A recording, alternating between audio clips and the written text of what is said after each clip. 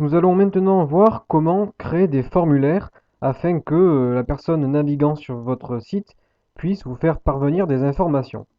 Alors on n'a qu'à créer une nouvelle page où on va coller notre code source, le code source minimal d'une page HTML.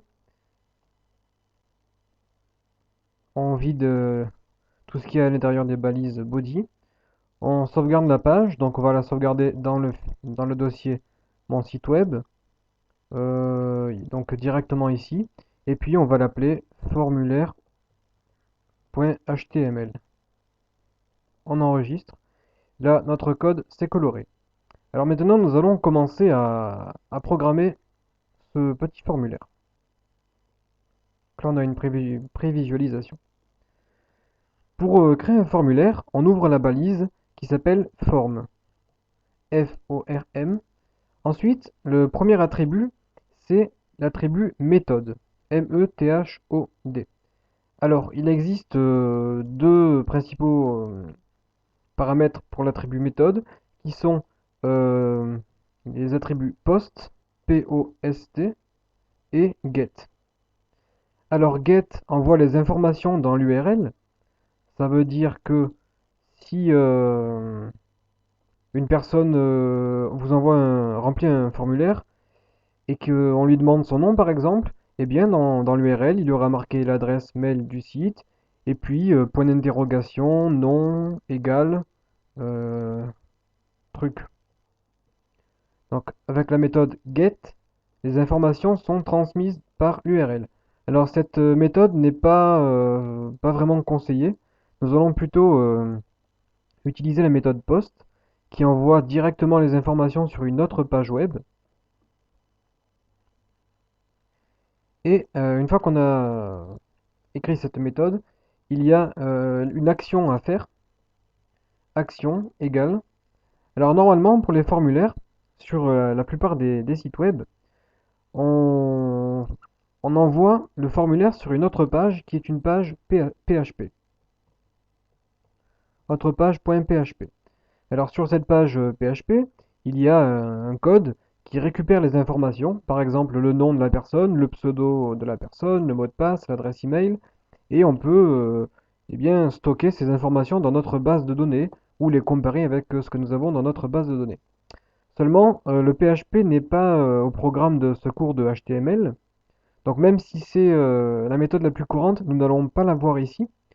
Je vous invite quand même à feuilleter sur Internet des cours qui pourront vous expliquer comment fonctionne eh bien, cette façon de procéder.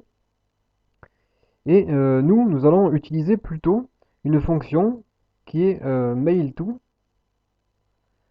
deux points, vous marquez votre mail, arrobase, chose.com. Et là, le formulaire sera directement envoyé à votre adresse email, votre mail, arrobase, chose.com. On referme la balise. Et ensuite, nous fermons la balise forme. Et voilà, donc là, nous avons créé la balise minimale pour le formulaire. Maintenant, nous allons poser des questions à eh bien, la personne qui visite votre site. Donc par exemple, on pourrait lui demander son pseudo. On crée une balise paragraphe, et dans cette balise paragraphe, nous allons lui demander le pseudo. Donc on ouvre un chevron, on marque label, espace, fort, égal, et entre guillemets, pseudo. Et puis après, on peut marquer, on ferme le chevron et on écrit un petit message eh bien, à votre visiteur. Veuillez entrer votre pseudo. Deux points, espace de points, on referme la balise label. Alors le label, c'est le nom.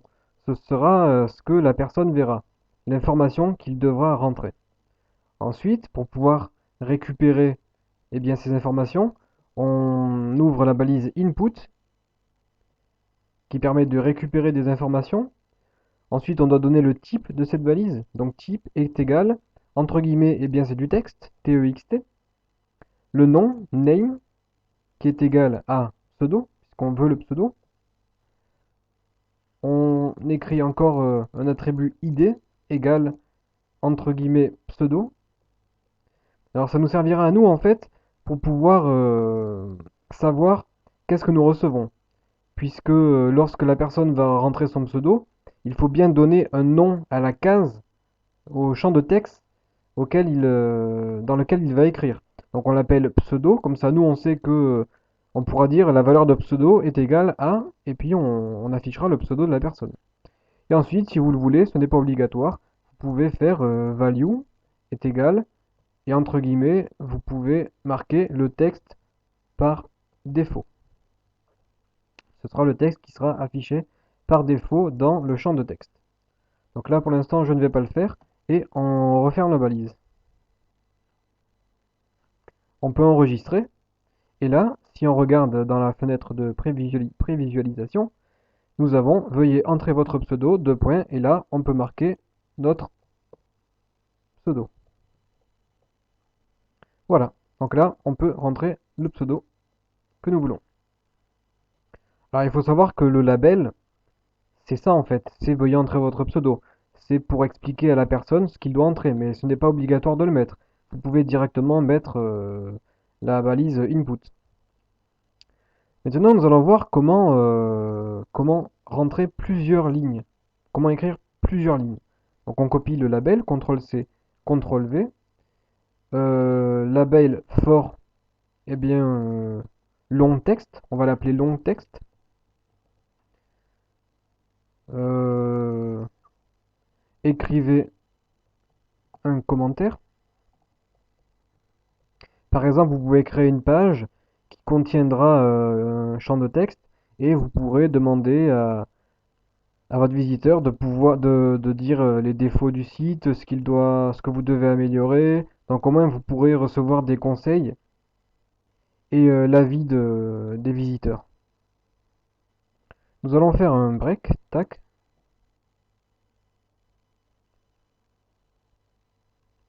et en dessous nous allons donc créer un champ de texte, mais qui pourra contenir plusieurs lignes. Alors pour créer un champ de texte, on ouvre la balise qui s'appelle texte area. Si on traduit, ça fait R2 texte. Le name sera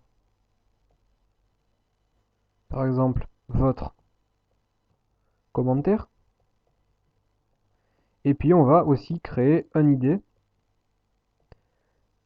qui nous servira à savoir de quel champ de texte il s'agit. On lui donne le même nom que pour le name. Et pareil que tout à l'heure, vous pouvez créer un attribut value. Veuillez nous faire parvenir votre avis. Voilà, donc là, la personne verra directement dans le champ de texte cette phrase et il comprendra ce qu'il doit entrer. On referme cette balise et puis nous pouvons fermer aussi la balise de texte area. On enregistre et puis on regarde ce que ça donne. Donc là, on n'a pas fait le break au bon endroit.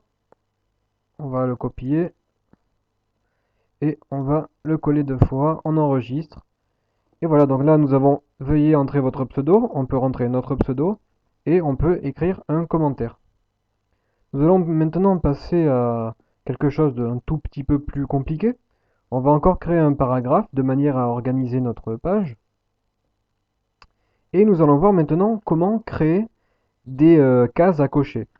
On peut par exemple demander à la personne quel est votre plat préféré. Non, même pas. Pour que ce soit plus en rapport avec le thème, on peut leur demander quel est votre cours préféré. On crée un break. En dessous, nous allons maintenant créer une liste de cases à cocher. Donc on fait encore un input. Donc input pour pouvoir récupérer des informations. Et là, le type, ce sera égal à checkbox. Donc les cases à cocher. Name égale le XHTML. Après, on va créer un ID égale, entre guillemets, on recopie le même texte.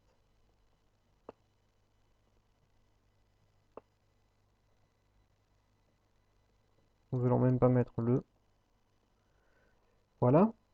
Après, une fois qu'on a fait ça, soit on referme les balises, soit, si vous le voulez, vous pouvez marquer check égale, et entre guillemets, vous pouvez dire checked,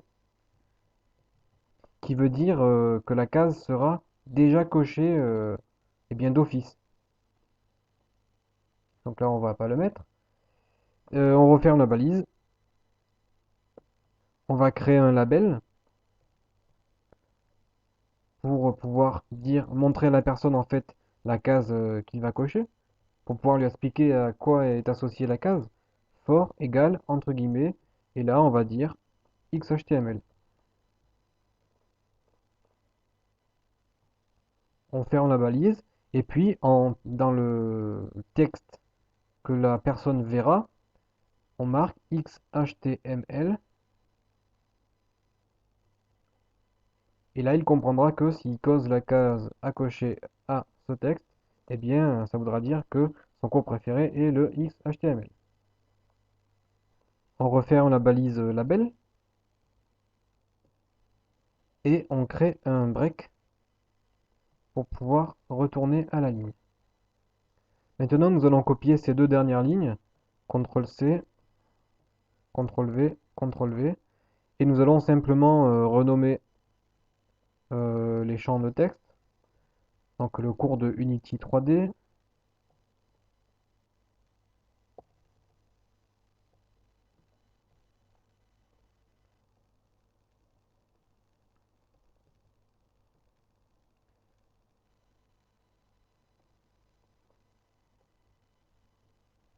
Après, on peut par exemple mettre le cours de sécurité.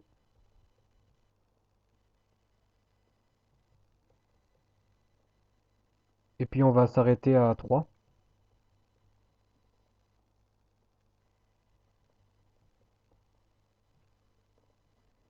On enregistre. Et là, dans notre prévisualisation de site, nous avons quel est votre cours préféré. Et là, on peut cocher ce qui nous intéresse. Alors nous, évidemment, on adore tout. Mais comme vous pouvez le constater, en fait, d'après la question, quel est votre cours préféré? On devrait en avoir qu'un seul, puisqu'on n'en a qu'un préféré. Et là, comme vous le voyez, on peut cocher tous les cours. Donc ce que nous allons faire, c'est que nous allons voir comment créer les options à cocher, qui nous permettent de cocher uniquement une seule option. On va poser une autre question. On peut déjà créer encore un paragraphe. Et on va demander êtes-vous majeur ou mineur. Ensuite, on va créer encore un input type égale entre guillemets. Et là, au lieu de mettre un checkbox, on va mettre un radio qui nous permettra de créer un petit bouton d'option à cocher ou à décocher. En name, on peut dire que c'est égal par exemple à âge, value.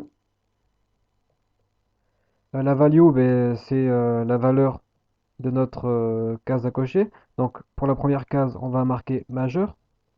Et pour la seconde case, on marquera mineur. Donc encore une fois, il faut créer un ID pour nous. Une fois qu'on a terminé notre première ligne, on ferme les balises. On va créer le label pour que la personne puisse voir qu'est-ce qu'elle va cocher. For, donc pour le majeur.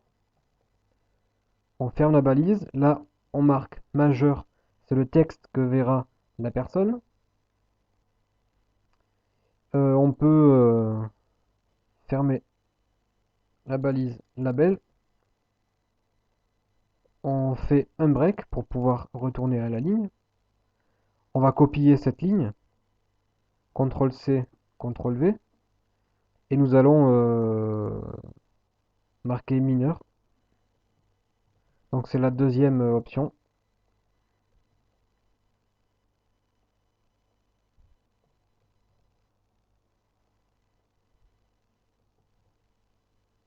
On peut enregistrer.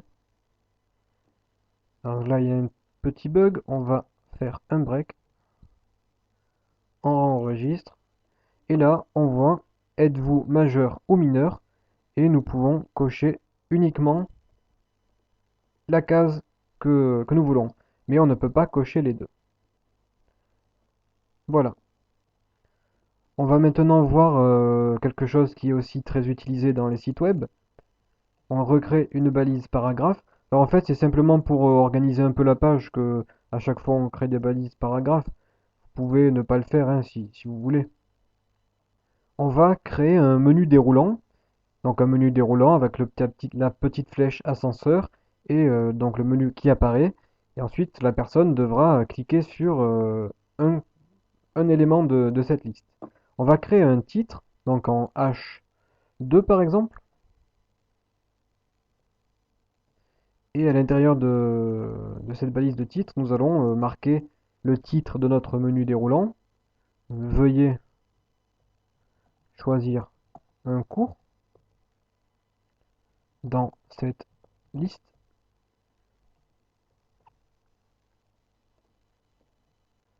On va faire un double break.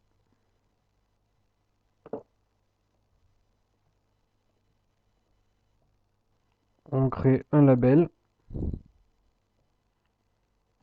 fort. On va dire court. On referme la balise. Et puis on va leur demander quel cours choisissez-vous.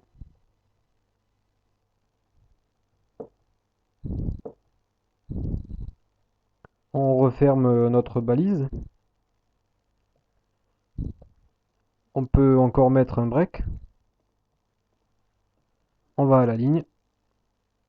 Et là, nous allons utiliser la balise select qui nous permettra de créer ce menu avec le name est égal le cours et un ID.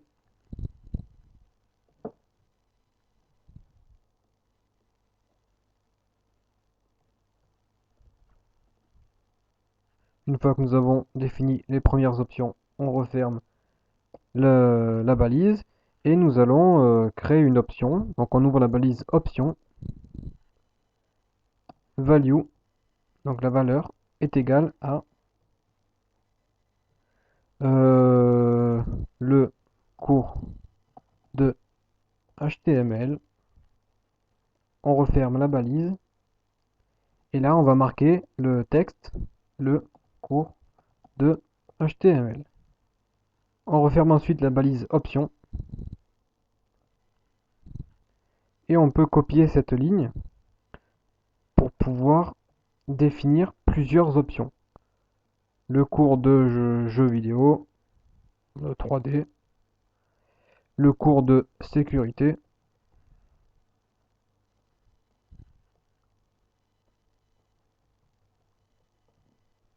une fois que nous avons défini toutes les options que nous voulons, donc vous pouvez en mettre plusieurs, hein, on referme la balise select, on enregistre, et là, donc on a mis un petit break de trop. Voilà. Veuillez choisir un cours dans cette liste. Donc nous avons la liste. Quel cours choisissez-vous? Et là, on peut dérouler la liste et choisir le cours qui nous intéresse. Donc nous avons vu vraiment quasiment tout ce qui était possible de voir sur les formulaires en fait. Et maintenant, la chose la plus intéressante, c'est de pouvoir récupérer ces informations. Donc je le répète, normalement, pour récupérer des informations, on utilise le PHP, on récupère ces informations dans une autre page, et puis on peut les stocker dans notre base de données. Donc là, ce qu'on va faire, c'est qu'on va se les envoyer par email. On va créer un bouton envoyer, qui est le même en fait lorsqu'on fait en PHP, hein. Seulement le envoyer envoie à l'attribut action, donc à nous. Mais si vous mettez une page en PHP, le envoyer enverra à la page PHP. Pour créer un bouton, en dessous de la balise de formulaire qui est refermée, on va créer encore une balise input, input type, type est égal à, et c'est submit, qui veut dire envoyer, value. La value, c'est le mot qui apparaîtra sur le bouton, donc envoyer. On referme cette balise. Et si vous le voulez, encore une fois, ce n'est pas obligé, vous pouvez créer une balise encore input avec un bouton de type égal entre guillemets reset value égale entre guillemets réinitialiser. Donc c'est un peu long comme mot, mais c'est pas grave. Donc ça me permettra de pouvoir vider en fait tous les champs du formulaire. Si on écrit plein de trucs à l'intérieur, on clique sur réinitialiser. Là ça ne marche pas puisque on est directement dans l'éditeur, mais sur une page web ça fonctionne. Donc le bouton réinitialiser vide le formulaire et le bouton envoyer ne fonctionne pas ici non plus puisqu'il faut l'ouvrir sur la page web. Et bien ce bouton nous permet d'envoyer le formulaire. Oui, en revanche, une petite erreur d'inattention de ma part. Si vous mettez vos boutons ici, en fait, eh bien, ils ne seront pas associés à votre formulaire. Il faut les mettre évidemment à l'intérieur de la balise forme. Du coup, les informations seront bien envoyées. On enregistre et puis ce qu'on va faire, c'est qu'on va l'ouvrir avec un navigateur, au hasard Firefox. On va voir ce que ça va donner. Donc là, on a notre page web. On va écrire quelque chose, on écrit, on coche, et on clique sur réinitialiser. Et là, vous voyez, le formulaire se vide.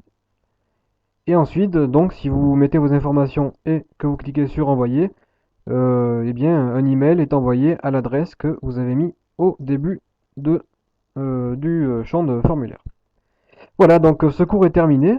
Maintenant, vous pouvez créer par exemple un livre d'or, créer une rubrique où les gens peuvent se présenter, créer une page où ils donneront leur avis, les idées d'amélioration pour votre site web.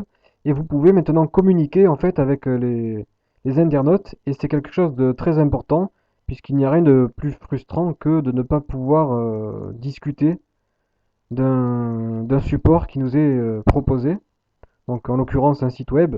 Si on ne peut pas donner notre avis pour pouvoir aider à améliorer le site web, c'est pas terrible. Donc maintenant, vous en êtes capable et vous pouvez créer un lien sur notre page principale que je n'ai pas ici.